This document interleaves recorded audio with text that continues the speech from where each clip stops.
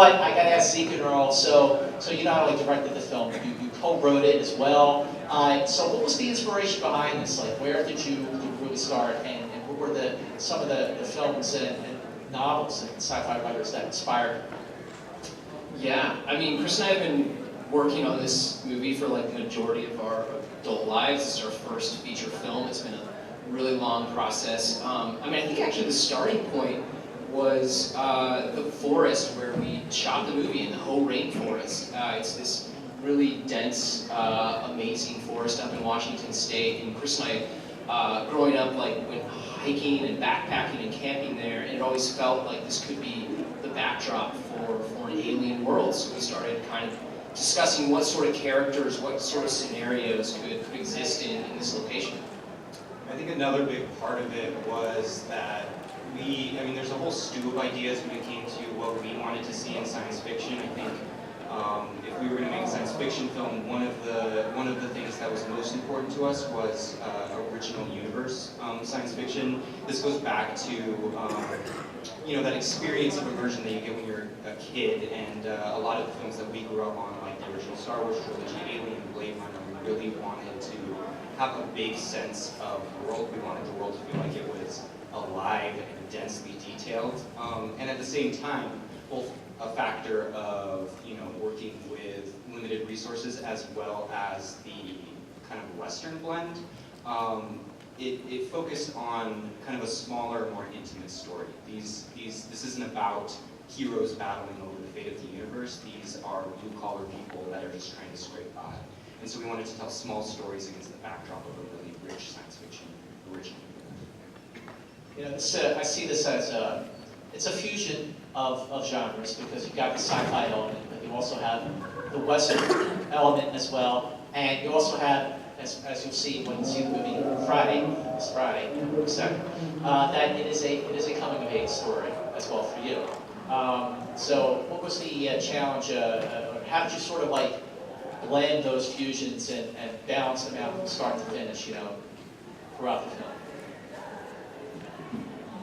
I mean, I think from the beginning, the approach, it was almost twofold, in the sense that, like, you know, starting from the kind of conception of the short film, which centered very much around this father-daughter relationship, and the daughter being put into a situation where she has to grow up really fast. And then, you know, the kind of other layer of that was like a lot of world-building development that we did on it. I think one of the, you know, surprising things for us over the experience of taking this film from the short to the feature film was it took a long time. We spent a lot of time trying to get the financing together to get to the green light, but what ultimately happened over the course of those years that we spent trying to get the movie made was we were always going back to the script, always going back to the world. We were working with key collaborators, our production designers, a lot of people up in Seattle that were just constantly pumping out ideas that just deepened the world in terms of, you know, coming up with new angles on the culture, on the histories, and that kind of thing. You know, in terms of casting, I mean, this basically comes down to it's an intimate film. It's not just a you know, cast of thousands kind of thing. It really, there are a lot of quiet moments, especially Sophie for you. You know, there's more that's emoted versus actually said, which is great for an actor to do. But you know, who we really looked, who was the perfect seed? You know, who was the perfect father or daughter? Who was the perfect stranger? What were you looking for when you were casting these three main roles? Yeah, sure. Yeah, your turn. I mean, so we did a kind of a big casting search for Sophie's character. We got audition tapes from, I mean, all over the U.S. and actually all over the world. And one of the things that immediately stood out to us about Sophie's tape is, I mean, not only was she a very, very competent actor, but that she kind of had a sense of timelessness. Like, Prospect doesn't take place in a contemporary world. You don't want C to feel just like a normal American teenager. You want her to feel like she's from somewhere else. And Sophie had this kind of like quality that, you know, she could be like maybe in a period piece, which is kind of often how we talked about Prospect. So, okay, Sophie. This is, I mean, not only is it your first like feature film, but I mean, you're in every scene of this movie. I mean, so like, how did this come about for you, and how did you connect with the directors of the movie to really nail down the character? I was sent the audition from my agents, and a lot of the auditions I do are self-tape. I've got this little place in the basement where I just do all my auditions. I got a call back, I did the self-tape for that, and they flew me out to Seattle. And I read through the script, and I was just really drawn to C's character. Her character trajectory as she grows into this really powerful young woman, that's what struck me. And I waited with you guys when we met, and I trusted them, and I felt like it was going to be a special project. And Jay, like, how did you connect with these guys about their approach to making this movie? You know, because you've done so much behind the camera as well, and you know, you're really just have always been such a big champion of independent film. So how did you connect with these guys, but also, like, what were your when you first met Sophie, how did you sort of formulate the father-daughter relationship there? Well, I read the script, and I saw Zeke and Chris's first film, which was a short film that basically contained like the seeds of this world and the way that they hand make everything, and it just felt very familiar to me in the sense the way my brother and I have always just kind of like made art with our hands and figure it out along the way. I really just love that they have, you know, great vision, and it's original. You know, it's just very rare that I feel like if you can make a piece of art that's original and you can tell a story well, you're already beating out 99% of people. And then when I Skyped with them, they were super smart, super conscientious, and you know, good communicators. And I kind of pick my projects more on I think vibe than anything. And, you know, these guys, I don't know, it just felt like it was very clear that it was going to be a hometown, homemade production, and that, you know, it was human beings were going to be considered in it. So that, alongside the fact that they were casting Pedro Pascal and Sophie, and one of the things that I was like needed to do the movie was I was like, I kind of need to see the tape of the girl that's going to play C, because that's pretty much everything. Yeah. And they showed me the tape, and in the first 10 seconds, I was like, she's amazing, I'll do it. Okay, so when you first started working together, Sophie and Jay, like, how did you sort of expand on the relationship that was originally established in the script, and just sort of like, you know, bring it more to life than what was just written on the page? I don't know, how do we do that? I think we just hung out a lot at first, and just, yeah, I mean, we're just, you know, there was just a lot of work to be done in terms of wardrobe fittings, in terms of learning how shit worked, in terms of learning how the spaceship worked. There's just like a lot of getting up to speed on the universe that these guys built. So we were just, you know, farting around, making each other laugh and getting used to it. But I don't know, I mean, I feel like we both just kind of knew, like, I have a 3-year-old daughter, Sophia's dad.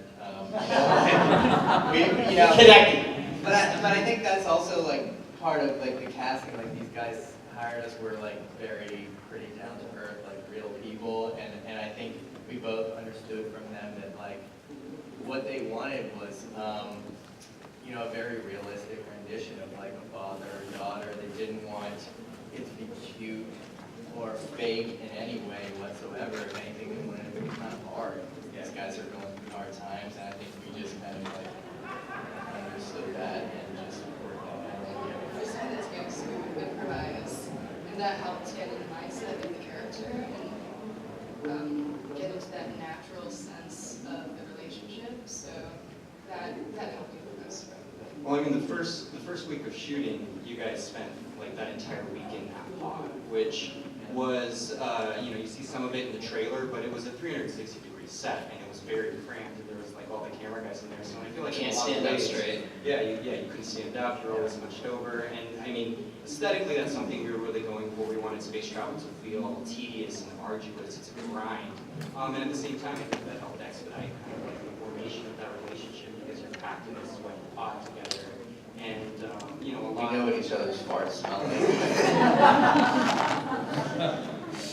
Yeah, because of the grind of space travel. I mean, honestly, one of the movies that I really thought about was Alien. I mean, Alien is such a huge inspiration on this movie. But also, we talked before. Another film I thought about is the movie Outland.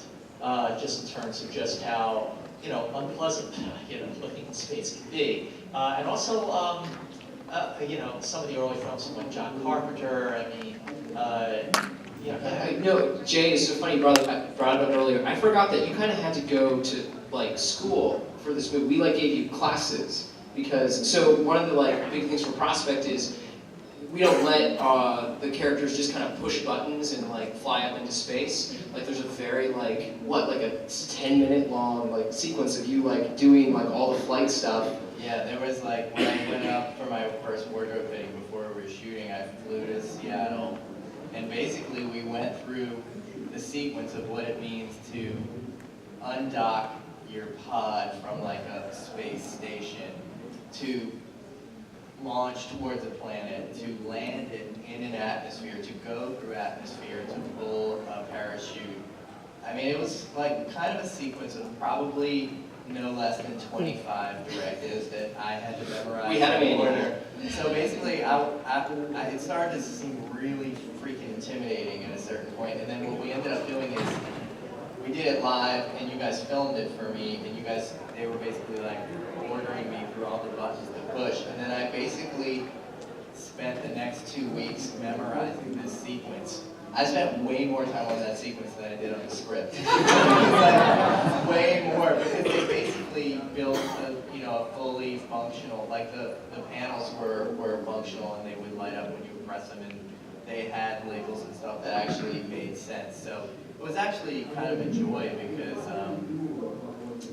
it was clear. It was but I can't, it's not this shocking new experience to me. It had to be it's kind of like a Toyota Corolla, this pod. It's not cool. It's kind of a shitty pod, So Cool is a matter of perspective. yes, cool is a matter of perspective. It's very cool, but it's it's an old piece of equipment in this world. So it had to be as if it's what I do on a regular basis. So it actually had to be very, very seamless. So it kind of that was kind of our introduction. And that wasn't the only thing too, because then you had to learn. So they're going to this toxic alien moon to essentially a gold rush scenario. They need to harvest this valuable substance out of the ground, which I won't spoil for you. It's kind of disgusting, but also beautiful. Yeah. And you had to learn how many steps for that. That was probably another 25. The other thing I want to point out too is that Sophie, so there's several original languages that we developed, scripts for the film, and in the first, you see in the first few minutes of the movie, Sophie writes it fluently, which is you gotta pick up on this detail when you watch it, because it's really subtle, you don't even think about it, but it's super impressive that she had to learn an entirely new way of writing. How long did that take? It took 3 weeks, because you sent me it before filming, and I was just... And it's a 4-second shot, that's the only time you see it, so you gotta pay attention, because it's really cool. Well, everything that you just described, okay, and this is something that when you're watching whether it's a sci-fi movie or an action film or any film where actors are, they're just actors. No offense.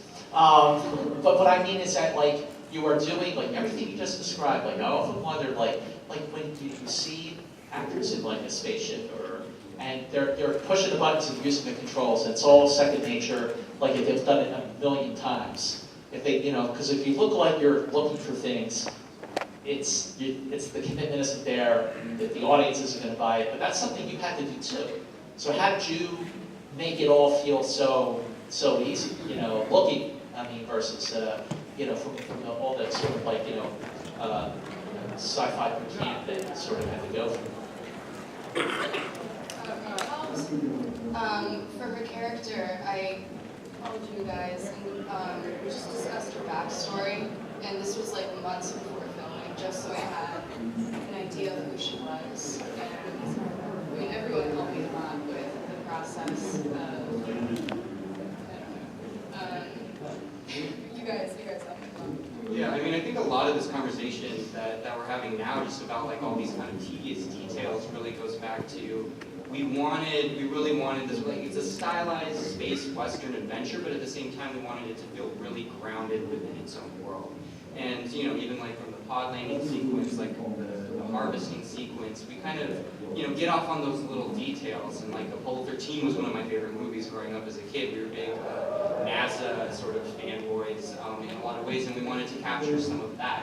Like, you don't just, you know, push a button, cut to an exterior, and now you're on the surface of a new planet. We wanted to go through that experience with the characters and feel what it's like to go through planetary reentry. And not only that, it was, you know, the technology level kind of in this film, and part of the premise of the world is that these people don't have a lot of money, and these spacecraft and good equipment is expensive, and so they're in sort of this the space equivalent of a U-Haul, something that rented, something that a bunch of people have abused, and you know, there was some lives to get down on it. And so a lot of kind of like the tedium that these guys had to go through was to really give the world that grounding. You know, Sophie, I want to ask just how you know, once you went through the process of you know, reading the material and just getting the hang of what you were going to do with the character, and talking to these guys and Jay about you know, evolving scene. So because you are in every scene, you ever get to a point where you're like, whoa, you know what I mean? Yeah. Yeah. The scariest part for me was being able to portray her character arc gracefully. Because, I mean, it helped that we were filming it in order, so that helped. And I remember just leaving set feeling more confident as C feels more confident at the end. She starts standing up for herself, and that feeling kind of stayed with me, and I thought that was really magical. So you filmed this chronologically, which, by the way, is a luxury to be able to do that. I mean, how rewarding was that for you to direct the film just as you wrote it? I mean, I think it was really important because the entire film is sort of through C's eyes, and we really wanted to preserve that trajectory. Like you said at the beginning, it is in its heart, it's a coming of age story. It's very much a progression. We wanted to preserve that. And this goes back to everything from, you know, the fact that the actors had to tolerate their faces fully enclosed in helmets while they're on the surface of this toxic moon, that they're cramped in these tiny sets that are hot and sweaty. And I think, you know, a lot of the details of that experience seeped into the portrayal. You know, the other thing is, as if it wasn't just sort of, you know, really being in the moment, making a sci-fi film, you know, both of you, especially Sophie, you're in the spacesuit the whole time. I mean, that thing, it's one thing to act. It's another thing to act with all that gear. And like, what was that like for both of you to you know, wear that, especially when you got the mask down? I mean, it must have been a working thing with oxygen, because otherwise you really short takes. Yeah, exactly. The first week was really difficult because we were still working with the visors and the helmet, and it was really difficult for me to breathe. But then they worked through that, and it kind of just served as an acting tool. And once I put on that helmet, I became the character. It really helped. So I have to break here for a minute, because like, so you know, like in Prometheus, like, and in a lot of sci-fi movies, you know, probably about 5 minutes in, they'll come up with an excuse to take the helmets off. We didn't in Prospect, and we definitely learned why they do that. Our characters, like, don't get to escape this environment. It's a survival story. They're stuck on this toxic moon. They're stuck in their environmental suits. And I think we must have set some sort of record for like amount of scenes in the suits. I actually had to ask Jay right before this if he had permanent neck damage, and he thankfully does not. But we didn't really realize what we were signing our cast up for, because this was a physically rigorous process. We were out on location in an actual rainforest, like hiking, like in these suits. And yeah, I mean, thank you guys. They gave me a helmet beforehand, just a couple months before, so I could get used to it. Yeah, we shipped Sophie a motorcycle helmet, strengthen her And then I neck. took some martial arts classes, just That's part of it, Yeah. you know, because, you know, you can't walk around, you know, if you're trained astronauts and miners, really, or you got to be like, oh yeah, I wear this thing all the time. You know, that's all part of this process you were just describing. Yeah, I mean, it was like a homemade process where you're basically, you have to figure out on the way, like, Sophie said, I mean, the whole first day, she and I were freaking out the whole day because we were like, we can't breathe. We literally can't, like, we were doing these walking scenes, and I couldn't say the lines because I was like hyperventilating, and I was like, it feels like I'm nervous. I don't feel nervous. I think we don't have air. And we were like trying to figure it out, you know, as you go. Because it's also like so disorienting. You're just trapped in this thing. These guys are talking to us on headphones. Other people are talking, you can't hear them because they're out there, but they haven't figured out yet that you can't really hear them. You're in a rainforest, a real rainforest, where it's like just stuff to trip. It's beautiful for like 24 hours, and then it's just stuff to trip on. That's all it is. You're just like, it's beautiful, yeah, but it's just more shit to trip over. But it was like, you know, and it would be like, the next day we would like cut holes here, and then, I mean, it was like constantly, I think the whole first week we were just adjusting the helmets and the suits, like, we needed people in the suit, otherwise it takes 25 minutes off of set to go urinate somewhere. You know what I mean? So it was like, there was a lot of strategy involved. You know, what I love about this movie, okay, it's not a sequel, it's not a prequel, it's not a franchise, you know, it's not a Star Wars movie, it's not a superhero movie, it's like a really, really original film. And, you know, I just trust me, when you see the film, you're going to love it. Let's take a look right now of a clip from Prospect. Guys, I'm going to set up what we're about this, but it's also the bond that develops between this uneasy alliance, but then the sort of like, it's sort of like a classic model in a sense of the way that they do learn to like each other and sort of trust each other. Yeah, their connection is really interesting because obviously at first she doesn't trust him, but then she opens up to him and she tells him things that she probably never had told her father. It's because they spend so much time together and they have to trust each other towards the end if they're going to make it out alive. And Pedro's just an amazing guy, great energy, super, like he brought this lightheartedness to the set, which really helped all of us. Yeah, tell me about casting Pedro. He's fantastic in this movie. I mean, we were big fans from Oberyn, from his work on Game of Thrones, and we just asked him to be in the movie. I mean, for Ezra, we always knew it was going to be a challenge. His character is kind of modeled after that classic Western, hyper-loquacious archetype, and Pedro is just sort of, I can't imagine anyone executing that better. It's you know, the type of guy that's always wavering on the line between being super charming and then being super menacing, and you never know kind of where he's going to land in any situation. And Pedro just has that magnetism to him that I mean, you know, you need the right. I mean, all credit goes to him in terms of like kind of realizing that. What are some of the ways in which that you were able to improvise? Like, what were some of the things that sort of came out? Like, you know, as you're filming, you're just going along, come up with ideas that weren't on the page, but hey, let's try this or let's try that, or you know, you might say something that wasn't scripted. It's, oh, that's great. You know, any good moments like that? I mean, it's hard to improvise in a science fiction film because there's so much like very specific, like every little thing that you're interacting with was purpose built for the film itself. On top of that, there was a lot that was put into kind of the language, the way that the characters speak. Like Zeke mentioned earlier, it almost has the feeling of a period piece. We wanted kind of the tenor of the language to feel like it was from another time, which is a harder thing to improvise. I think Jay actually brought some of that into the set where you were suggesting kind of like playing with the lines and improvising a lot more, which was really fun, and we ended up using quite a bit of it. Yeah, I mean,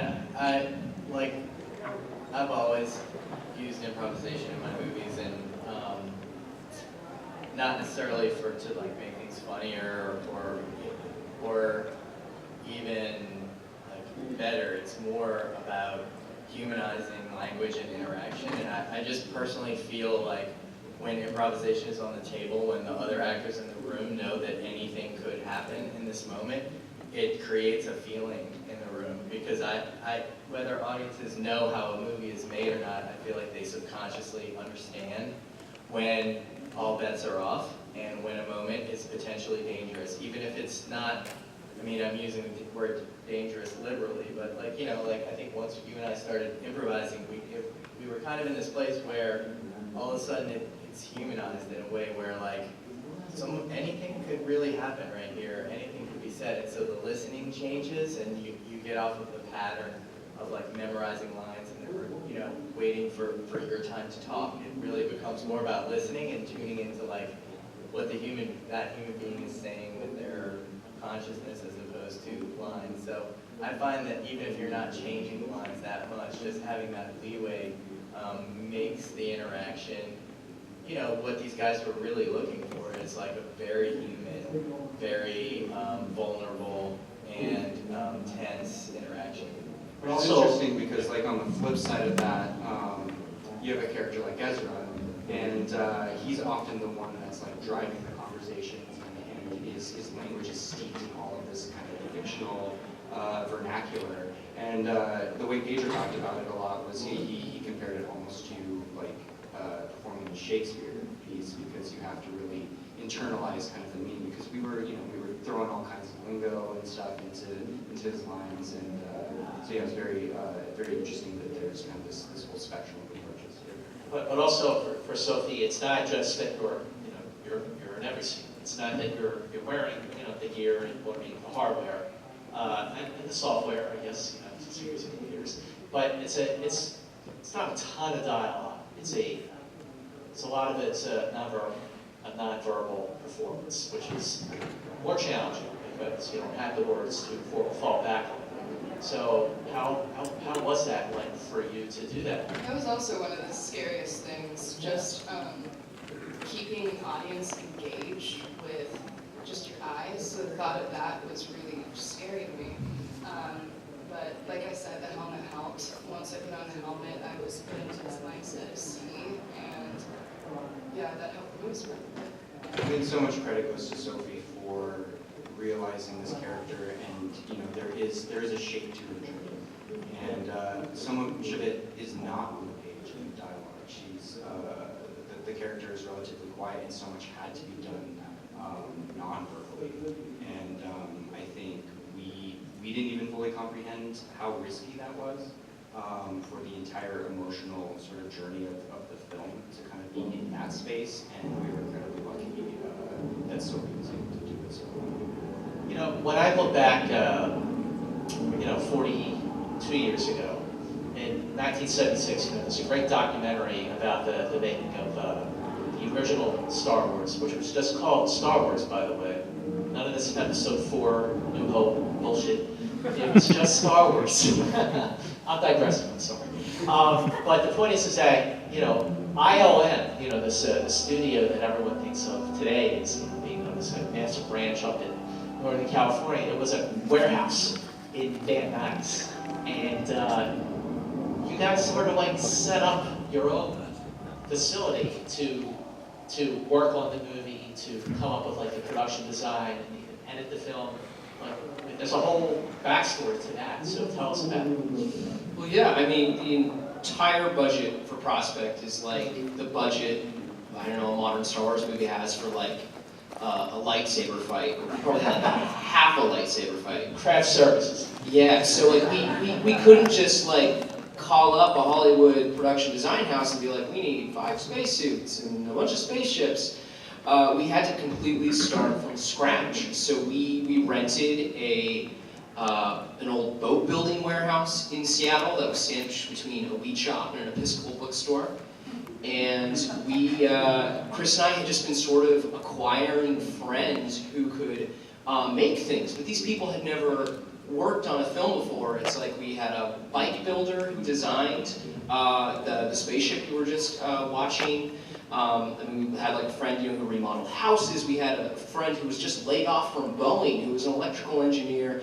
Our production designer's background is in medical insurance. But all these people, we'd been talking about this for a long time, and they were just watching like YouTube videos on how to make stuff. It's like, just reading about 3D printing, and we assembled an entire shop. We kind of, our core crew was like got to like 16, 20 people, and we fought for 7 months of pre-production, which is actually a really long time for an indie film. Indie films usually sometimes only get like 5 weeks. And we kind of told our financiers, look, if you give us all this time, with this small group of people in our warehouse, we can make like this whole sci-fi world. And yeah, that's what we did. I mean, one of the things from the beginning was that we always knew, you know, and this goes back to our influences from these classic science fiction films before there was, you know, before like green screens and CG was so prevalent, and we wanted to really channel some of that texture into this film. We wanted this world to be rendered in real physical artifacts, the props, the sets, the costumes, and we were also wanting to see how far we could push, you know, an indie film budget in terms of rendering a scope of detail that was hugely important in making it feel real. So that practical approach was very much a part of the DNA of this film. We had a producer come down from Canada who was, you know, to kind of oversee the film, and he showed up and he just started laughing because of how much more production design there was than like on the average film that he was in. Because it's like every, and like honestly, like half of it doesn't even show up on screen, which is actually why we made one of those little booklets that we were handing out today. Because we developed like advertisements, brands, like all the tags on the clothing. There's a whole set of cartoon characters that sort of appear throughout the film that are like this fictional, like childhood TV show. And I mean, for me, like that's the really fun stuff when there's a whole other layer of stuff behind the movie that you're watching. That's what I asked because you know you have props. Yeah, you have props sitting right next to you. Let's talk about like the wardrobe design for the spacesuits and for our heroes and heroes. I mean, kind of our approach to kind of the aesthetic of Prospect is to really just start gathering so many inspirations and stealing so many little pieces that you eventually start kind of ending up in sort of original territory. So the suits that Sophie and Jay wear are a little more inspired by like 60s, 70s space race. Again, we wanted Prospect not to feel contemporary. We wanted to feel like it's from another time and place. So we used a lot of older inspirations. So even though it's kind of like subtext, it feels like it's somehow like strangely in the past.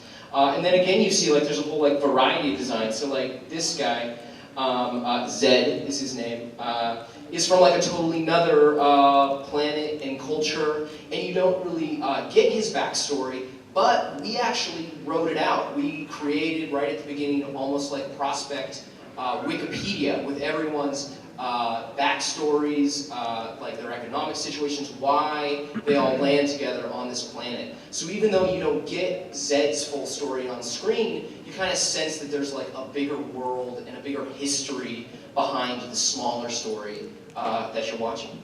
I mean, and a lot of this comes from, you know, growing up on like the Star Wars visual encyclopedia and just obsessing over like Bosk and IG-88 and like all these one-off people, and that's one of the things that we love about interacting with these worlds is when you see just a flash of something and you can tell that there's a whole different thing going on there. But the focus of the film was very much concerned with the story of Seed. But just feeling the evidence of all of these interconnected stories that are kind of simmering beneath the surface. And I think another, speaking about costumes in particular, another kind of approach that we really wanted to embrace was that, you know, I think in a lot of science fiction you see a lot of kind of homogenous aesthetic being applied, where you know it's the brain all under the umbrella of some giant corporation or some military organization or otherwise. And given kind of the Western fusion that we were trying to channel, these are all freelancers. These are all independent people who bought their gear from like an Outfitters or like an REI type equivalent. And so every costume has kind of like manufacturer's labels and branding on it. They all came from different places, and we wanted to feel kind of that diversity of sources, that everything from pop culture to the gear that they're using was coming from all different places across the universe. I gotta say, this is Chris Morrison. This is the actual actor who plays Zed, and he like needed to come and wear this costume because it's a very particular. And if you guys don't mind, can we give a round of applause for these guys? These costumes are like hot and difficult to do with, like you can see it. I'm really happy with it. Well, before we wrap things up here, so Prospect is just one of the projects that Duplass has coming out. Again, the movie opens Friday, so again, make sure you check it out and tell your friends to check it out too, and make sure when you do see it, how do you spread the word on movies these days? We do that on social media. And by the way, I just want to, before we roll a clip of the other projects that Dust has coming up, I just want to read a couple of quick reviews. I got it, thank you. A couple quick reviews. Okay, so Hajiba calls it a gem. Slash Film says it's the kind of sci-fi we need to see more often. And let's see, Variety says this is what the standalone Star Wars movies should feel like. So that's a high praise indeed. And one very well-respected national critic said this: riveting, mesmerizing, and superb. A great film by any measure. Do you know what respected national film critics said that? I do. So let's take a look at some of the other projects that Dust